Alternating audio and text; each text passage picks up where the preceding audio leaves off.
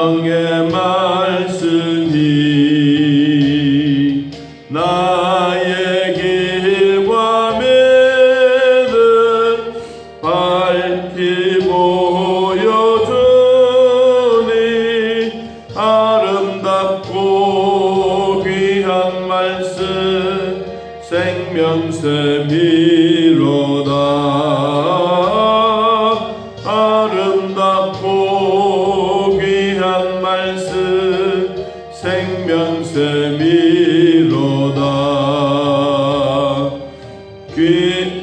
주님의 말씀은 내 노래 되도다. 모든 사람을 살리는 생명의 말씀은 값도 없이 받아 생명길을 가니 아름답고 귀한 말씀 생명샘이로다. 아름답고 귀한 말씀 생명샘이로다. 널리 울리어 퍼지는 생명의 말씀은 마음의 용서와 평안을 골고루 주나니 다만 예수 말씀 듣고 복을 받네. 아름답고 귀한 말씀 생명샘이로다. 아름답고 귀한 말씀 생명샘이로다.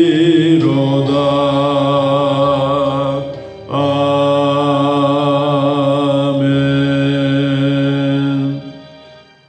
잠언 23장 24절. 잠언 23장 24절 28절까지 보겠습니다. 24절 찾으신 줄 하나님의 말씀을 함께 읽습니다. 의인의 아비는 크게 즐거울 것이요 지혜로운 자식을 낳은 자는 그로 말미암아 즐거울 것이니라. 내 부모를 즐겁게 하며 너를 낳은 어미를 기쁘게 하라. 내 아들아 내 마음을 네게 주며 내 눈으로 내 길을 즐거워할지어다. 대저 음녀는 깊은 구덩이요 이방 여인은 좁은 함정이라. 참으로 그는 강도같이 매복하며 사람들 중에 사악한 자가 많아지게 하느니라. 아멘. 어제도 말씀드렸지만 노래 중에 노래는 아가서입니다. 노래 중에 노래. 또 격언 중에 격언은 잠언서입니다. 그리고 이제 어제 말씀처럼 잠언의 가장 핵심적인 것, 또 잠언의 가장 중요한 내용들, 그렇다고 해서 잠언서가 다 중요하지 않다는 말이 아니라 그 가운데 이제 솔로몬이 자기가 살아온 삶에 대한 내용들을 총정리를 하면서 내가 이런 마음을 가지고 한 30가지는 남겼으면 좋겠다라는 마음을 가지고 글을 쓴 내용입니다. 우리가 30가지 중에 어제 이제 16번째까지 보았는데, 이 처음에는 하나님에 대한 얘기, 신에 대한 얘기를 나누고, 그리고 두 번째는 부모님에 관하여, 세 번째는 자기가 살아온 삶에 대한 이야기, 세상의 이야기, 또 주변에 있는 사람들과 사귀는, 교제하는 이야기를 이제 나누고 있습니다.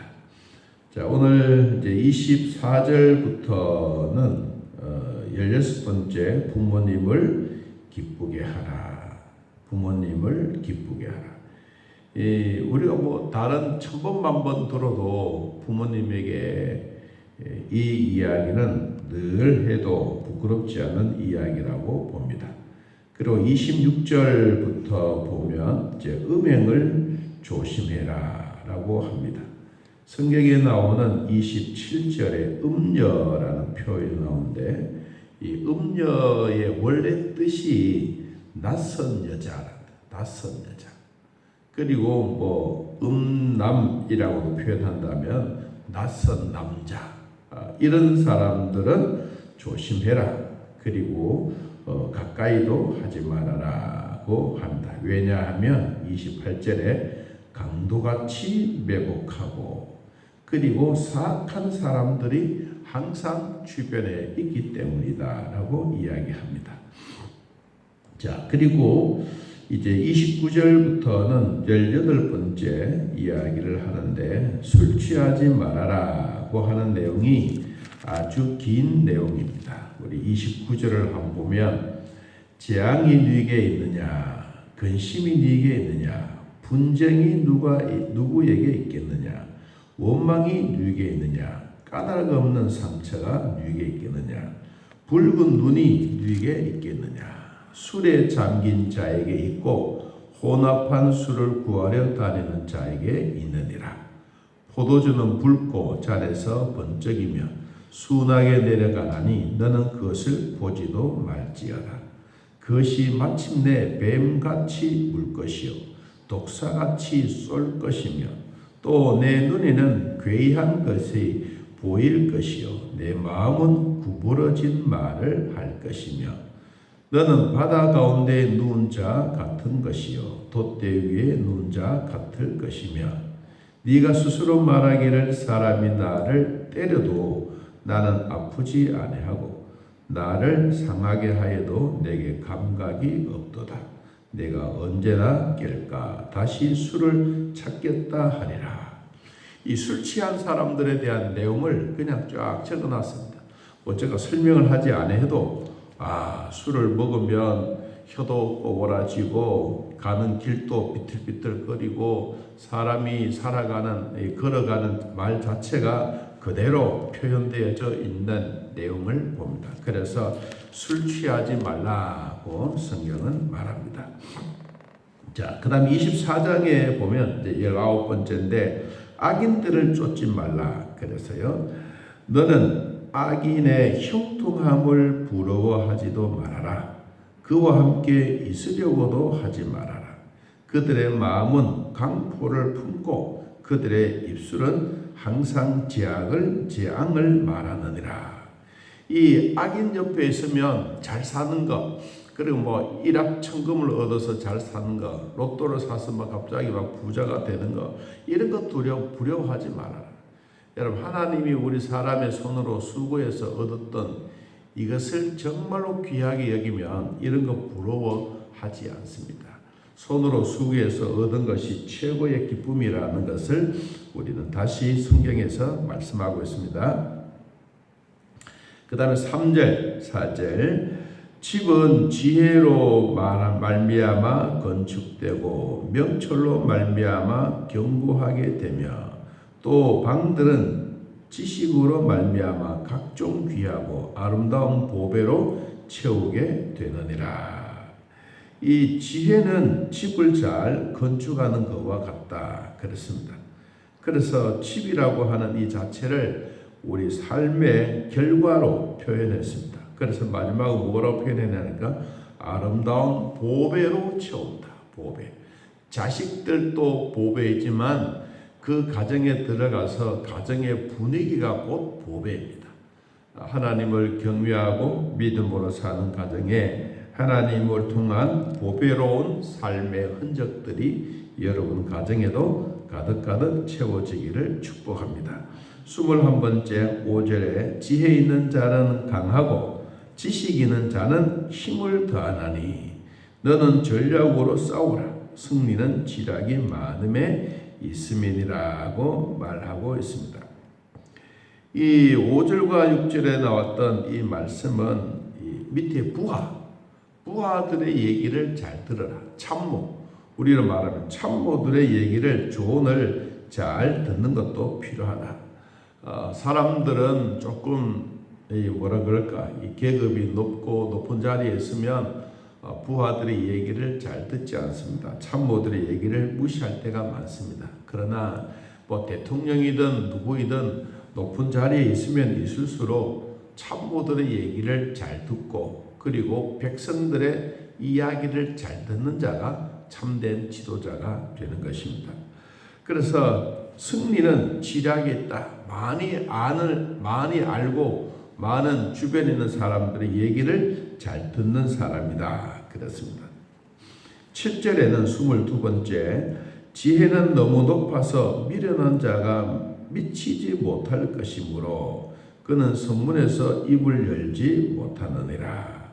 미련한 사람에게는 지혜가 없다. 미련한 사람들에게는 성문에서 입을 열지 못하는 것은, 그냥 우리나라로 보면 성문이라고 하는 이 개념은 그냥 출입문이라고 보지만은 유대인들에게 이 성문은 그렇지 않습니다. 성문에는 성문 앞에서 재판도 해요. 사람들을 모아가지고 이 사람에 대하여, 그리고 살아온 삶에 대한 의논, 그리고 경고, 어떨 때는 성문 앞에서 회의를 하고 모든 사람들 앞에서 선포하기도 하는 그런 성문의 역할입니다. 그래서 지혜롭지 못하는 것은 미련한 자가 그렇게 있을 수가 있다. 그렇습니다. 그는 8절에는 23번째, 악을 꾀하는 것은 죄가 되는 것이다. 8절, 악행하기를 꾀하는 자를 일컬어 사악한 자라고 하느니라. 미련한 자의 생각은 죄요, 거만한 자의 사람의 마음은 미움을 받느니라. 악을 꾀하는 사람 곁에 안 가는 게 좋다. 그렇습니다. 10절, 내가 만일 환난 날에 낙담하면 내 힘이 미약함을 보인다. 환난 날에 강하고 담대해야 되는데 낙심하지 말아라. 그랬습니다. 우리 모두도 마찬가지입니다. 사람들은 환난이 오면 올수록 낙심하기가 쉽습니다. 왜 그러냐? 그들에게는 지혜가 없기 때문에 힘이 약하다고 5절에서 이야기를 합니다. 지혜 있는 자는 강하고, 그래, 지혜 있는 자는 강하고. 여러분도 하나님의 말씀으로 늘 지혜가 풍성해지기를 예수님의 이름으로 축복합니다. 그리고 이제 그 11절, 너는 사망으로 끌려가는 자를 건져주며 살육당하게 한 된 자를 구원하지 아니하려고 하지 말라. 내가 말하기를 나는 그것을 알지 못하였노라 할지라도 마음을 저울질 하시는 이가 어찌 통찰하지 못하겠으며 내 영혼을 지키시는 이가 어찌 알지 못하겠느냐. 그가 각 사람의 행위대로 보응을 받으리라. 그렇습니다.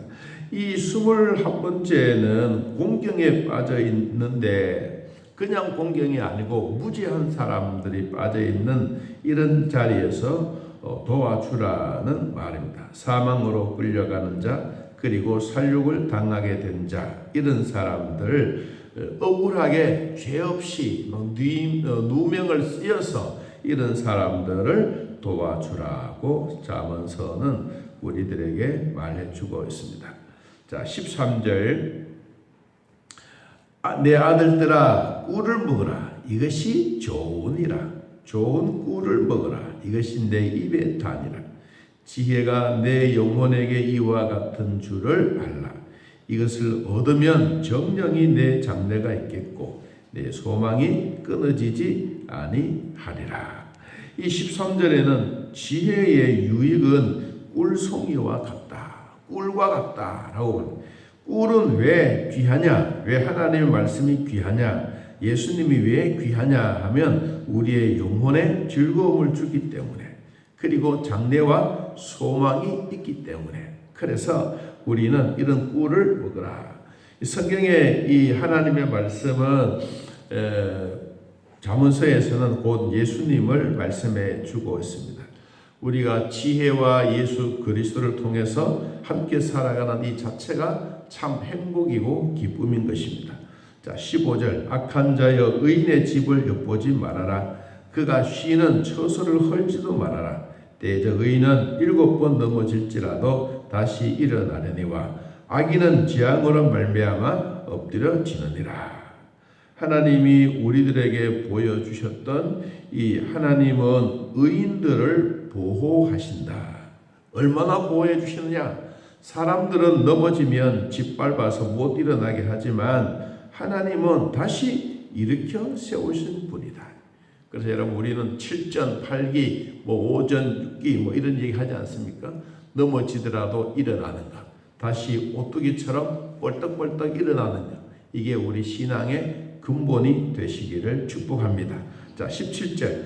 내 원수가 넘어질 때에 즐거워하지 말고 그가 엎드려질 때에 마음에 기뻐하지 말아라.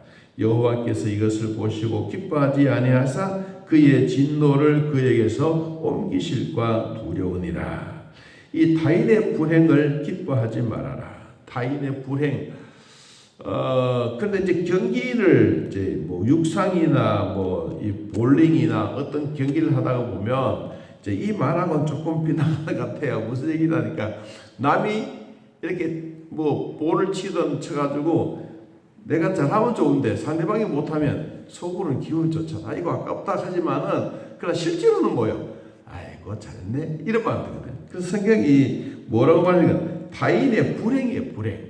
타인의 불행에 대해서 기뻐하지 말고 이것은 곧 진노를 그에게서 옮길 수도 있다. 그 진노가 다시 나에게도 올 수도 있다.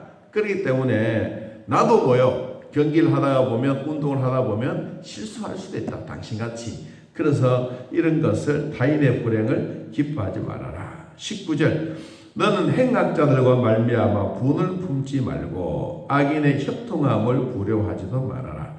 대저 행악자는 장래가 없겠고 악인들에는 등불이 꺼졌다고 이야기합니다. 이 악인의 형통은 잠깐이다. 여러분 우리나라의 역사만 세계의 역사만 보더라도 그렇습니다. 악인들은 항상 잠시 왔다가 꺼져버립니다. 등불 바람이 나는 겨와 같이 날아가 버립니다. 그런데 인류의 역사 가운데 계속해서 심겨져 있는 이 인류의 역사는 바로 예수 그리스도입니다. 이 나폴레옹이 말했습니다. 자기는 세상을 칼로 정복하려고 했는데 실패했다. 그런데 저 나사렛 예수, 산골짜기에서 태어났던 예수는 지극히 작은 사랑으로 전 세계를 정복했다. 내가 이럴 줄 알았으면 적을 향하여 칼을 휘두른 것이 아니라 적을 향하여 사랑하는 마음을 두었으면 나폴레옹도 인류를 정복했을 것이다. 그는 그런 얘기를 했어요. 여러분 우리도 남이 잘 되는 것 그리고 악인의 형통함을 부러워할 필요는 없습니다. 자, 21절 내 아들아 여호와와 왕을 경외하고 반역자와 더불어 사귀지 말아라. 21절에서 말씀해 주고 있는 이 부분은 30번째인데 하나님과 왕을 경외해라. 왜냐하면 그들의 재앙은 속히 임하리니 그 둘의 멸망은 누가 알겠느냐. 결국은 이 왕들도 정권이 바뀌면 모든 일이 허망하게 끝이 나지 않습니까?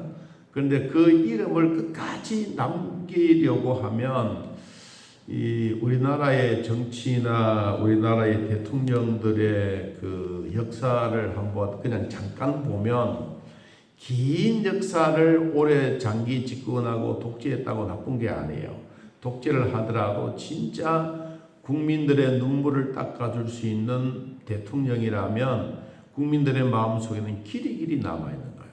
그런데 이제 오래를 하든 짧게 하든 5년을 하든 대통령의 역사를 이렇게 뒤를 돌아보면 어떤 대통령이든 국민들을 돌아보지 아니하는 것, 이거는 국민들에게 뒤를 돌아볼 수밖에 없는 그런 형편인 것 같더라고요. 그래서 우리가 마지막으로 주셨던 말씀처럼 하나님을 경외하는 거 잊지 말아라. 세상의 왕은 잠시 등불처럼 왔다가 가지만 그러나 하나님은 지금도 살아계신 그분이다. 그 하나님이 우리의 역사와 우리의 모든 것을 일컬어 주실 뿐만 아니라 하나님은 지금도 우리의 길을 형통하게 하신다. 그래서 나의 갈 길 다가도록 예수님 믿고 의지하는 우리의 삶이 되시기를 예수님의 이름으로 축복합니다. 하나님 아버지, 오늘도 지혜로운 사람들에 대한 부분들을 잠시 나누었습니다. 말씀 중에 엑기스라고 하는 30가지의 내용을 솔로몬을 통해서 저희들에게 가르쳐 주셨으니 이 땅에 살아가는 동안에 우리가 형편없이 살아가지 말고 어리석은 사람처럼 살아가지 말고 악한 꾀에 유혹되지 말고 하나님이 주셨던 말씀으로 지혜롭게 살아가는 삶이 되도록 은혜를 베풀어 주시옵소서. 비나 오나 눈이 오나 주님 전에 나와 예배드리는 사랑하는 성도들 주님 기억하여 주셔서 부족함이 없도록 도우시고 또 가정에서나 직장에서나 일터에서 오늘 또 함께 예배드리는 사랑하는 성도들에게 놀라운 은혜와 복으로 채워 주시옵소서. 수술했던 그런 부위 우리의 뼈들 하나님 잘 붓게 하시고 뛰어가도 걸어가도 곤비치 아니하도록 우리 모두가 정상적으로 회복되게 하여 주옵소서. 감기로 고생하는 자들 주님 또 이 코로나로 힘들어하는 성도들 주여 도와주사 모두 이겨내게 하시고 완전히 회복되는 은혜와 복을 더하여 주옵소서. 오늘도 밤에 비가 왔습니다. 지금도 오고 있습니다.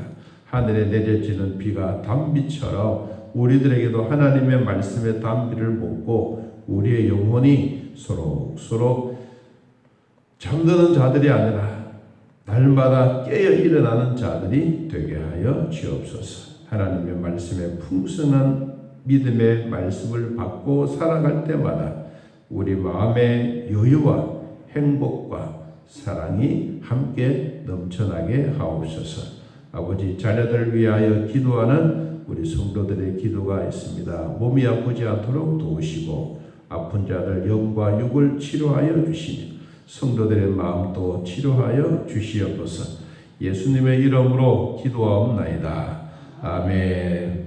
하늘에 계신 우리 아버지여, 이름이 거룩히 여김을 받으시오며 나라의 마옵시며 뜻이 하늘에서 이루어진 것 같이 땅에서도 이루어지이다.